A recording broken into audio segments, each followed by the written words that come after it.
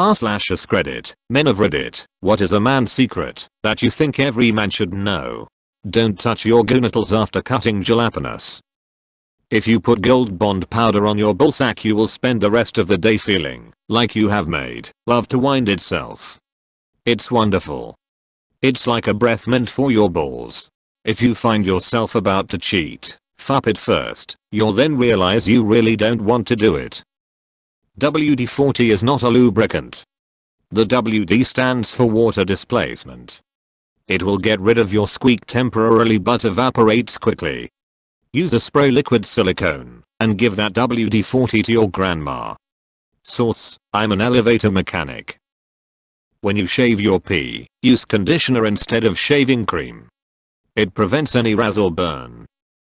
Putting Rogaine on your face every day for a month will not make your beard grow in better/thicker. It will just give you horrible acne. Source: I'm a ducking dumbus.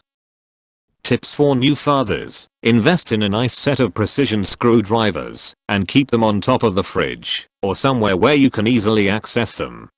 So many baby/toddler toys require a screwdriver to replace the batteries. Having a set devoted to this use where both you and wife can get to quickly is very handy anytime there's a party with kids, birthday, Christmas, etc. Make sure to take a knife, screwdrivers, and lighter. These can be helpful for helping to open gifts, and lighting candles. An ideal gift for your wife or a new mother is a spa day, or at least a massage. This gives them some much needed time away from the kids and stresses of home, and gives them some time to relax and get some special treatment for their bodies. Create a Google Doc shared between you and your wife with instructions for babysitters, including special instructions for the kids, emergency phone numbers, where the spare house key is kept, in case they get locked outside somehow. Instructions for operating the TV, wireless router PW, and the full address to the home in case they need to use it for an emergency. Keep this document updated, and just print out a new copy when needed. Remember to date your wife. Learn to be comfortable keeping your kids and taking them places on your own. This is good for giving mom a break and some quiet time at home without the kids, or watching them while she goes out for a while. Pull your own weight with washing bottles, washing and folding clothes, and keeping the house clean, vacuuming, clean bathrooms, etc. This goes a long way helping your wife. No matter how far along she looks, no matter how obvious you think it is, don't ever ask a woman if she's pregnant. Wait until someone else says something. It's not worth the risk. You know that cream that removes leg hair for women? Don't use that on your balls. Just don't. She isn't always right. She will appreciate you sticking up for yourself. Just don't be a dick about it. Applicable to both sexes, but every man should know anyways. Invest in what goes between you and the ground. Mattresses, tires, and shoes. Edit. Rule 2.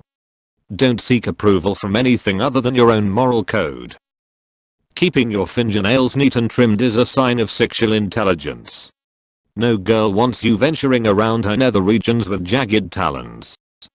When shaving your Adam's apple, hi, I'm Adam by the way, in order to not cut yourself, swallow and hold to make it flatter. Don't get caught up in the macho bullshit game. I spent a good portion of my 20s in the army and went to Iraq and Afghanistan and was an angry tough guy before and after. When I got to around 28 years old, I realized the extent to which that sort of behavior had ducked me up and hurt folks around me, and started making an effort to do better. Duck all that noise, find things about life that are meaningful to you, and don't worry about how manly they make you. You'll live a better, braver life if you do. Compliment a woman on her shoes. It does wonders. This. Compliment anything you know a woman puts effort into. It shows you've noticed and appreciate it.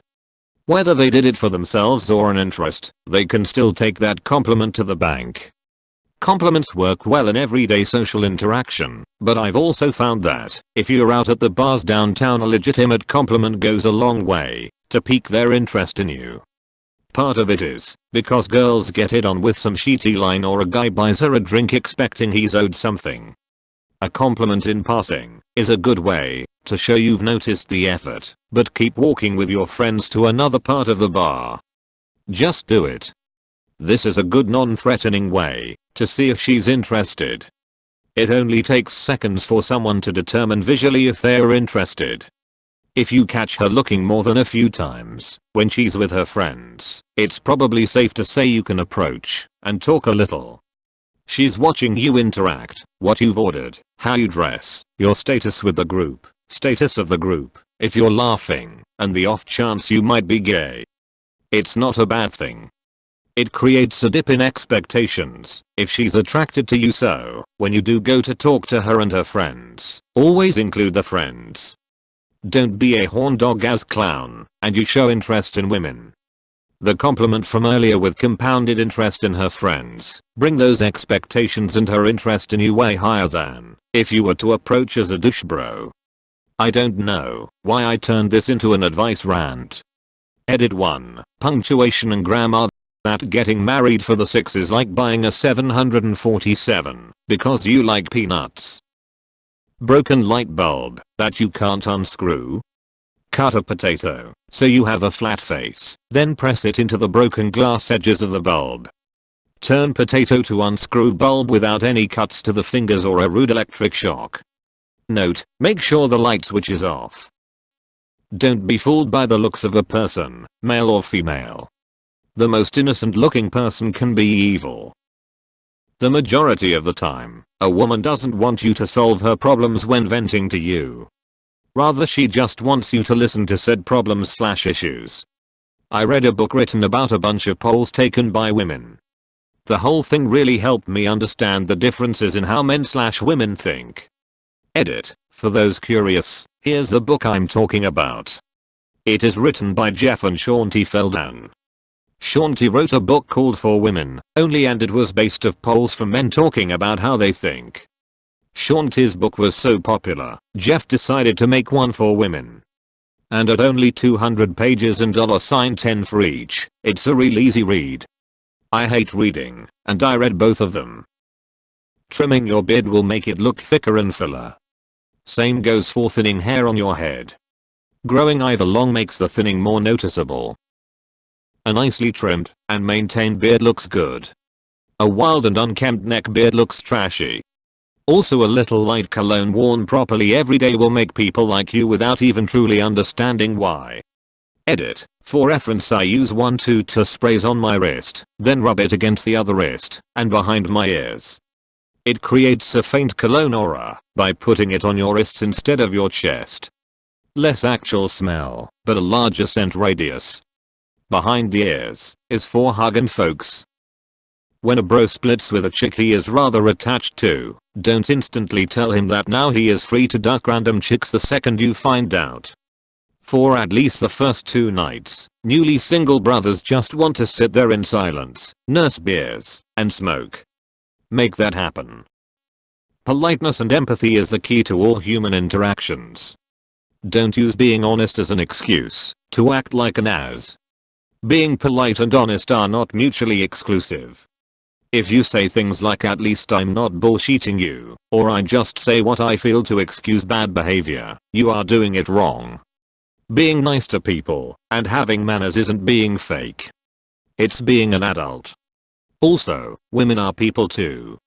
This seems obvious, but I think a lot of young men don't seem to realize the way they are behaving reflects that this isn't something they are aware of. They aren't a mysterious race of creatures that are all conspiring. They are individuals, shaped by predisposition and life experiences just like you. Treat them like they are just like you. Not like an obstacle to be overcome. Edit: for emphasis on a point that it seems was missed on most of the negative responses in my inbox by a filing cabinet. As soon as possible, if you're really young, you'll start saving things that you'll think are funny later in life. If you're in college or older, you will have no excuse for not being able to find your W-2s from 2008. You'll have copies of all your paid bills. medical records, as well as important documentation regarding work, etc. Be prepared for anything at job interviews. Bring a leather or forks bound folder with you, wherein keep a few extra copies of your resume on good paper, a pen, a calculator, as well as a few notes on your notepad. Interviewers always ask if you have any questions. If you have notes on your pad, there's no reason to forget them. An interviewer will actually be impressed by this. Speaking of networking / interviews, work on your pitch.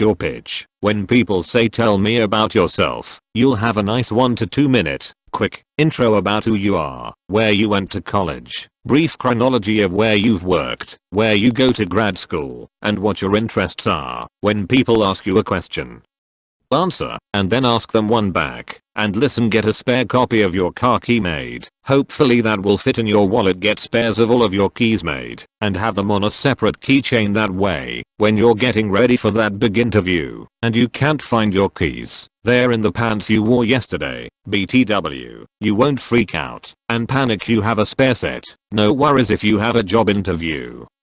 Drive the route to the building the day before. That way you're comfortable with the route, and you won't be searching for the building stressed out. This isn't always possible, but leave for an interview with a lot of extra time to spare. This way you won't be stressed about granny driving 10 below the limit in front of you, or if there's an accident on your route there. You never know. I usually end up getting to interviews about 45 minutes early. Do not go into your appointment this early. Wait in your car, relax, listen to the radio, clear your mind. It's appropriate to go in about 15 minutes early, so that they know you're punctual. They will know, because the receptionist will tell your interviewer that you are there. Use this extra time to get comfortable mentally. Don't make yourself at home, or use the bathroom if nothing else. Wash your hands and face before the interview, and dry them completely. No interviewer wants to talk to someone with a oily face for 2 hours. Just as much as they'd rather avoid a wet handshake, try to remember to clean your bathroom once in a while. Even if you're not having a lady friend over, certainly clean it if you are having a lady friend over, especially a GF. I know it's hard to keep this up after a while, but if she's worth it, she'll appreciate the effort. Don't drink all of the alcohol in your house, and never let your fridge be bare. Always keep something stocked. All of this acting confident won't do you any good. If you manage to bring a girl back to your place, and you don't have any bows or food, learn how to properly mix a drink. Girls don't want something that's going to knock them out, and heaven forbid, you don't want that either. Girls want to drink something nice and get a little silly. Is all 1 tumbler glass, 2 fill to the brim with ice, 3 add your alcohol of choice, a good quad/triple distilled vodka from a glass bottle. No plastic bottles. Come on, if the bottle has one of those plastic pour regulators at the top, you'll want to pour in 4 seconds. Count them as they go in 4. Top it with a mixer. In my experience, women love the vanilla chai tea. I think it's Bolthouse, sold in supermarkets near the Vegas. This mix is a panty dropper. You can also go for classics like a screwdriver, vodka with Odge, but mango is usually a hit, as well as vanilla Coke Zero. Be passionate about what you enjoy. You can let it consume you, as long as it's productive. Nobody is a professional Minecraft player or editor. Keep receipts from the day in your wallet, so you don't forget them. This also serves as a reminder. If you've been out drinking, every time you open your wallet, you'll be reminded that you've been spending money, and it might be time to slow down. Balance your checkbook every day. I use Excel, and my spreadsheet categorizes what I've spent money on each month: utilities, dining, groceries, other. All those receipts from your wallet can be removed as you do this. Learn about your car. Know how to check the oil/other fluids. Keep your tires inflated properly. You don't have to change the oil. I mean, there are places that will do it for $10 in 10 minutes. And to me that's worth it. And when they're under there, they can spot problems that I wouldn't otherwise know what to look for. If you have the time though, learn how to change your own oil. The first time will be a bitch, because you're worried about screwing it up, but it's kind of like a zen thing. All of your other problems just melt away. Seriously, don't drive under the influence. A cab may seem expensive, but it's way cheaper than a DUI, or injuring yourself, or others in major cities. Most cabs accept debit/credit cards. If you have neither of those, the final tip will save you. Keep $40 hidden in your wallet. This is for emergencies only, not I need to buy beer emergencies, but I need to get home emergencies.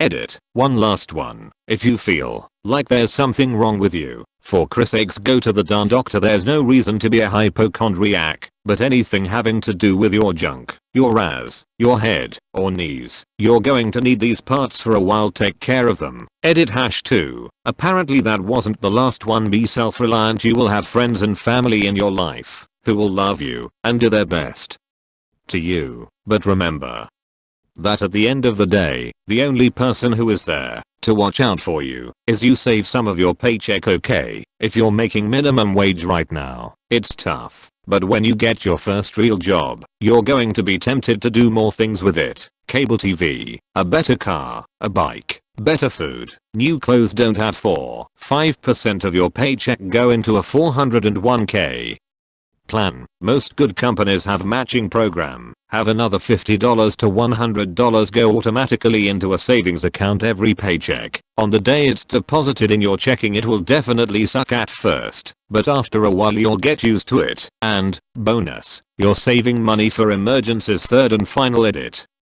This one may be controversial, but in my experience, do not ever go out on the town expecting / anticipating / wanting to get laid. I don't know how it works, but women have a sixth sense about this. Men apparently radiate an aura that only women can see, and they can tell if you're desperate. Go out on a Friday or Saturday night to have fun with your friends, not the hope of meeting girls. Yes, you will meet them. Be a gentleman. It's awesome if you get someone's number, but don't expect anything. If nothing else, you've just made a friend. Give a firm handshake when you meet someone. Look people in the eye. Smile. First impressions are everything. Don't confuse growing up with not making mistakes, or never being wrong, or being diplomatic all the time. Don't confuse maturity with not showing emotions. Be enthusiastic about shit. Beast about shit. Allow yourself some one-dimensionality and stupid arguments. It's fun and it keeps life interesting. A brave man is someone who is afraid to do what he knows is right and does it anyway. Like and subscribe for more videos.